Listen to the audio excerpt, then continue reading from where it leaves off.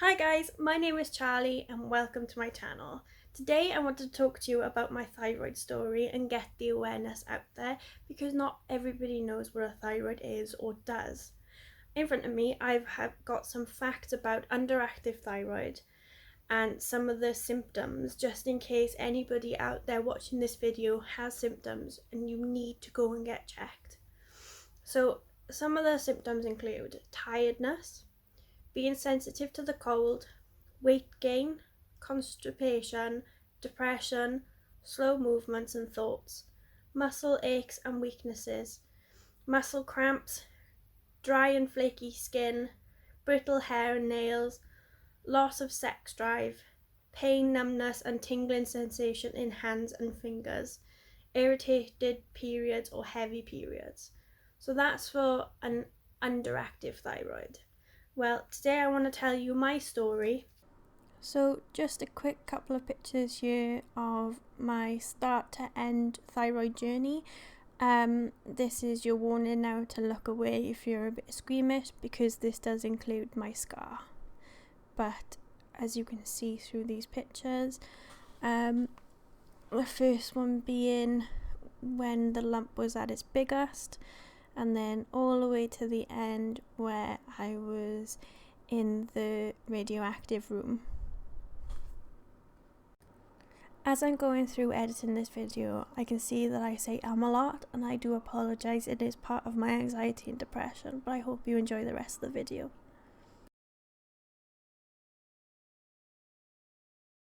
Here's my story.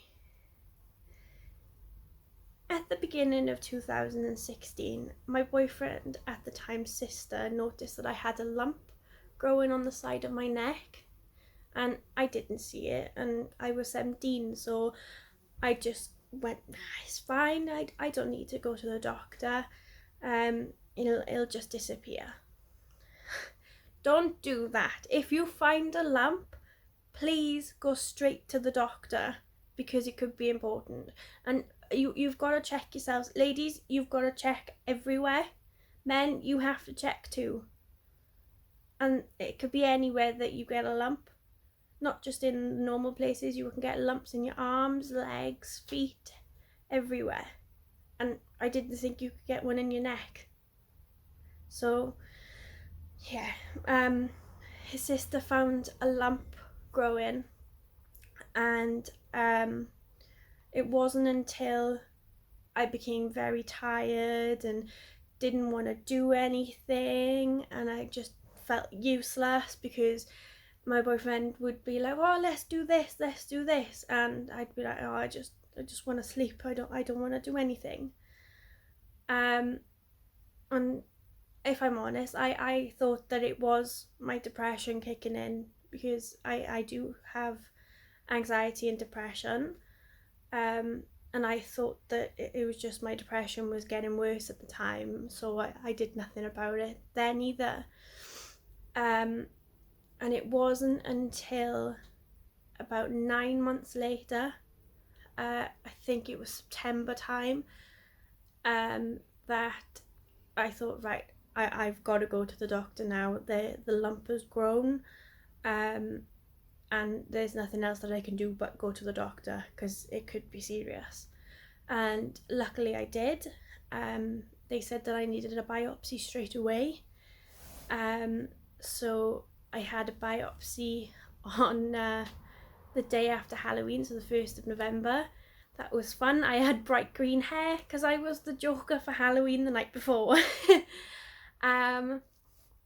So they did the biopsy. I'm not going to go into detail about the biopsy because it wasn't the nicest experience, let's just put it that way. So after the biopsy, I had the results, and they said that it was benign, which means that it's not cancer, but they did say that there was a low chance that it could be, actually a 2% chance that it could have been cancer. So they removed the lump and half of my thyroid because your thyroid is actually 2 glands, and it's got a bridge across as well. So they ended up taking the left hand side of my thyroid out, and the bridge, and the lump. So my first operation was December 6, 2016. I went into the hospital on the 5th. I had my operation on the 6th, and I was out on the 7th. It took a very, very long time for me to recover from the operation. I couldn't move my head. I felt stiff. It was horrible. I was kind of hunched over. It was just a really horrible experience. To not being able to be active and just laying in bed because you can't do anything else. I think I didn't leave the house for a month. I was mostly in bed all the time. I just couldn't do anything. So in the middle of January, I had a message from my doctor asking me to come in, because he had something to tell me, and unfortunately it was cancer. So luckily they did remove the lump that was cancer, and he said that I was very, very lucky that I went when I did, because if I had left it any longer, it would have spread to the rest of my body. Yeah, sorry. I then had a follow-up treatment in September. Luckily that was a lot lower dose than they gave me the first time, so I could still be around people, because when you've got radioactive stuff in your system, you can't go around anybody, which sucks. You can't go around elderly people. Oh, and if you go on a plane, you have to take a piece of paper with you saying that you're radioactive, because you can set the alarms off. Luckily, it only lasts for 6 months. So my follow-up, I had to go down to the hospital every day and have injections in my bum. Lovely. But now I have a yearly checkup every September, December time. I have a checkup, and I have an ultrasound just to make sure that there's nothing come back, nothing's grown or anything like that. And I have blood tests as many times a year that I feel that my thyroid levels aren't right. I'm on levothyroxine for the rest of my life, but I'm happy that I'm finally getting there. My level will probably never be right because it changes so much throughout the year, but at least I can feel a bit better. And currently at the moment, my thyroid is my tablets are acting like an underactive thyroid, due to I feel the cold a lot more. I've put on a lot of weight, not just because of COVID, but I have put on a lot of weight, and that's a sign of an underactive thyroid. An overactive thyroid means that you actually feel hot all the time and you lose weight. So it's kind of the complete opposite to an underactive. So yeah, that's my story. Please do me a favour, check your necks, check everywhere, check every inch of your body, and if you find anything, even if it's tiny, please just go get it checked out, because you never know what it's going to be, and it's better be safe than sorry. And luckily that my boyfriend at the time's sister found that lump.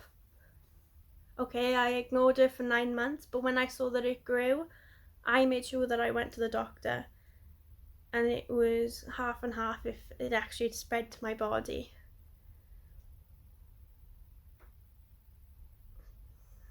If you look on a blood test, thyroid functions are actually on the list, so just go to the GP and say, can I have my thyroid levels checked please, because you might not have any sign of, you might not have a lump, you might not feel any of these symptoms, but still, when next time you have a blood test, just ask if you can have your thyroid levels checked. It's less common to happen in men, but it still does, and it's a higher chance that if it is in men, that is likely to be cancerous. So men, please go get checked out. Women as well, like obviously mine was cancer, but it's more likely in men to be cancer, but women, you still need to go and get checked out. Everybody needs to have a blood test to do their thyroid levels.